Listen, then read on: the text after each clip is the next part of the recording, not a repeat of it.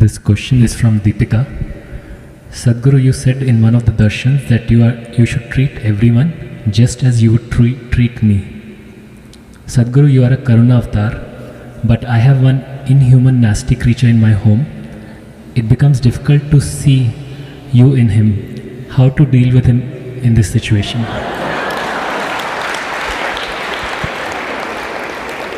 In how many years of marriage does this evolution happen? Or it's a devolution? I'm sure he was a wonderful, romantic, wonderful man at one time. I don't know in how many years of marriage does he become a nasty creature. And how much role you have in making of a nasty creature.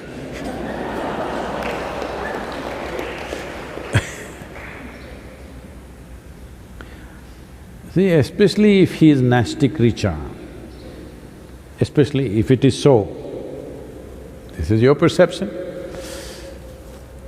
But especially if somebody is a nasty creature in your home or in your office or wherever you are,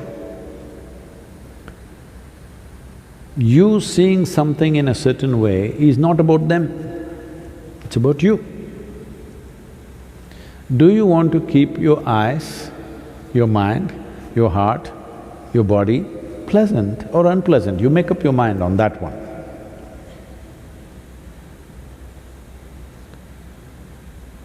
Now, if you look at him, I said even that nasty creature, please look at him, it's like me. I am not telling you that you have to listen to his teaching or take new practices from him. No, I'm saying, if you have looked at me with a certain sense of reverence, devotion, love, affection, whatever is your emotion, if you have, please see everything with that, because all I'm saying is,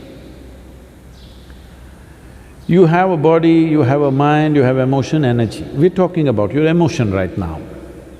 If you hit a certain level of sweetness of emotion at one point in your life, either because of your love or devotion or compassion or whatever, you hit a certain level of sweetness, this is the high point in your life. Now you should not come back from that, you must see how to go beyond that. I am saying whatever was the highest or the sweetest or the most wonderful emotion you had, make that the baseline. Why are you coming back again? If you did not know such an emotion, then what would I tell you? Which is the sweetest emotion you had in your life? My child, okay, see everybody as your child. We've told you that at one time. Then I saw you sat here with tears of blissfulness and love coming out of you. Then I said, see everybody as you're looking at me right now, because this will make your eyes, your mind, your heart, your body and your very being sweet and wonderful. This is not about him. Especially if he's being difficult, then you are being well trained. Even if you go to hell, you will do well. Yes, because nobody has guaranteed you. Have I ever told you I will get your ticket to heaven?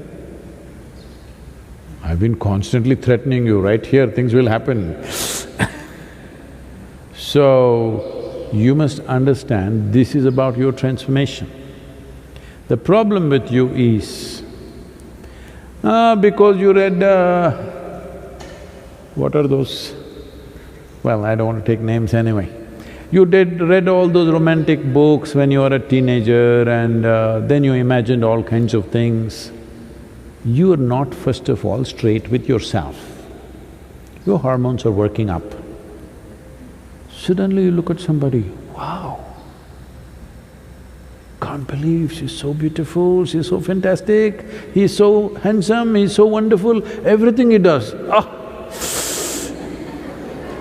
You're bullshitting yourself.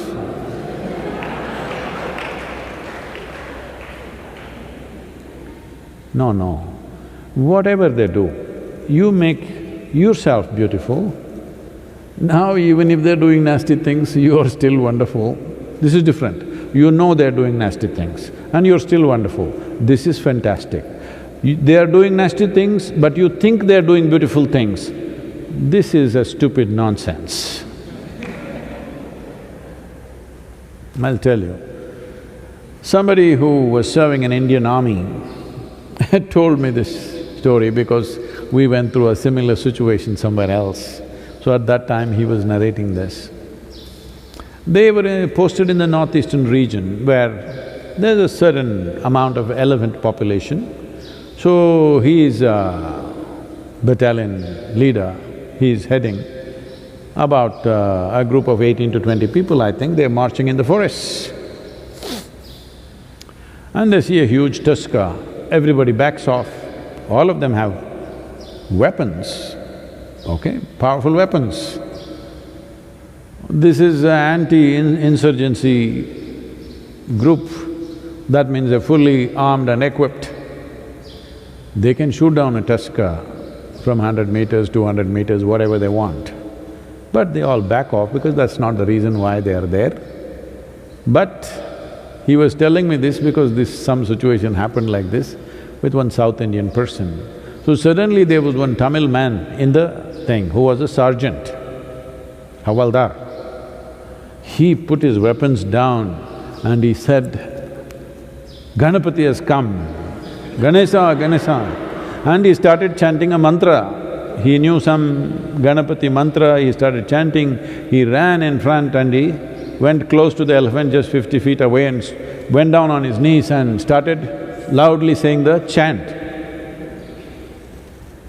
The elephant looked at him, who is this bloody fool, you know? Calling him all kinds of names that he doesn't like. And these people were watching, this is some kind of a miracle happening, the elephant is just standing there and this guy is on his knees chanting.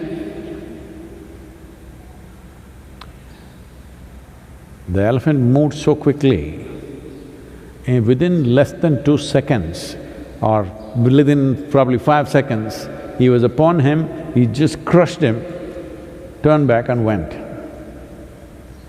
These people were just aghast and they're just watching him being crushed. Then some people pulled out the weapons. When the person whom I knew was in charge of it, he calmed them down because it's already dead. The man is dead in one shot. Why I'm saying this to you is, elephant will not do… wild elephant is not going to do pleasant things to you because you call him a god. You call him Ganapati and try to worship him, he is not going to do, he will do what he has to do. Similarly, the creature in your house,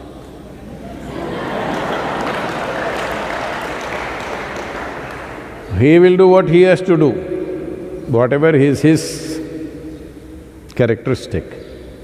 It is just about you I'm talking. You're always thinking of life as a relationship. No, I want you to understand, before you were born or even when you were being born, you did not have a relationship even with your mother. This is going to be very unpopular, people are going to pick on me, but please look at it. You don't have a relationship. You just have an existence. Relationship happened because of your needs. You saw her as your food, you went for her. You saw her as the basis of your survival. You recognize that quickly, you know. The moment a child is born, hand her over to another man or another woman and let them take care of all the child's needs. Child will immediately go to them. This whole idea that you think it's coming to you because you are the mother and you delivered, no. It is because of the needs you form relationships. Otherwise, there is just existence. This existence can either become conscious and live in a phenomenal presence, become available to it, or just go on doing the circus. Initially, your mother was everything, she was the most fantastic creature, and then you grew up, you became an adolescent, you saw a boy, he was the most fantastic man in the world, then your mother came in between, suddenly you started hating her. Hello? Then the man came, he was most beautiful, then he became a nasty creature, or so you thought. Now you think he is the worst human being. This goes on. I want you to understand, you're making up both beauty and nasty. I am not asking you to make up. I am not asking you to think whatever this person is doing is fantastic. That's a stupid way to exist. It's just that if you see everything, whatever is the peak experience you've had, make that the baseline. This is growth. You played the snake and the ladder game? Swing, swing, shk. You played that game? Snake and the ladder game. So when you play this game, your intent is once you climb a ladder, you don't want to come back. You don't want to hit a snake, you want to find another ladder, go up, that's a natural expression of life. So once you know a certain level of sweetness within you, don't bring it down. That should be the basis. The next thing should be better and better. So when I said right now you were sitting here with tears of ecstasy and love like this with me, then I said, let this be the basis. Don't go down from this. See everything as this. At least let this much happen. If this is continuously happening, constantly happening, then of course you will hit another ladder. Just a little bit of time. Don't come down, that's all I said. And please don't describe him as a nasty creature. Poor man.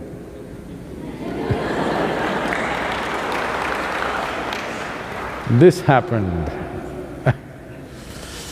I think I told you, maybe one of these days only I told you, I don't remember, but let me repeat this.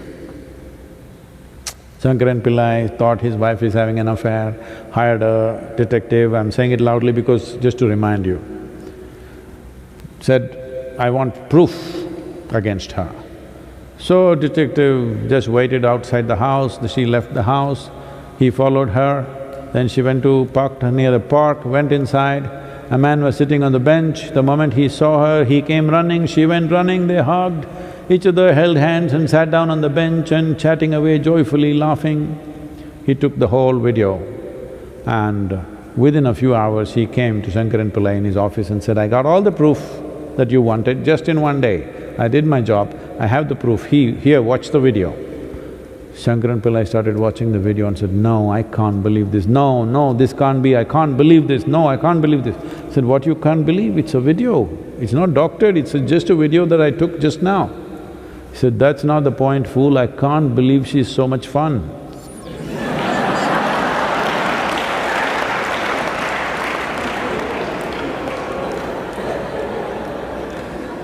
So, after 15 days is over, when the man goes away somewhere, then you will see how much fun he was.